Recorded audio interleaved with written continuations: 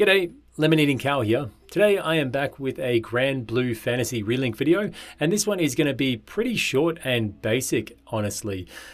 I have seen the question thrown around quite a bit on how exactly you go about unlocking characters in this game, and does it rely on the same gacha system as it does in the mobile version of GRANBLUE Fantasy? Well, I am pretty happy to report that as it stands now, with the game in its current state, all the characters that you see in-game can be unlocked via playing the story mode for free.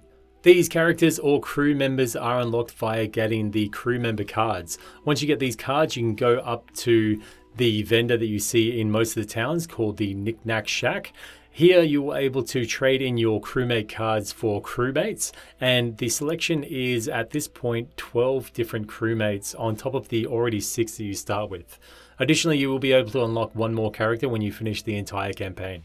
You do get your first crew member card fairly early on in the game, and then every couple of chapters you will get additional crew member cards. 3 of my 4 cards have actually come from just playing the story, and as you're progressing the story, a character will just straight up give it to you. But there is a card that I did unlock through doing quests, which I imagine will be a source of a number of these cards. It's important to note that depending on when you unlock the character in the storyline, the character will be at a different level to begin with.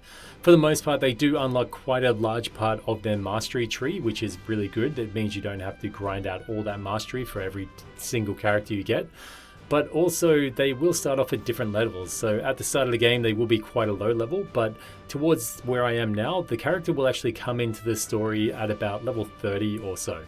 I personally wouldn't say it's really worthwhile holding out on getting a character you really want just because you want them to be a higher level starting off at later on in the game, because you're naturally going to have more fun playing that character and they'll level up just by you playing them as well. So it's a win-win actually.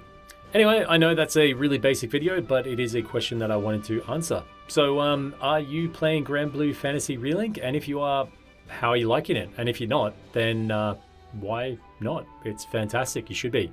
If you've got any comments or suggestions, then leave them down below. And if you haven't subscribed already, then please do so.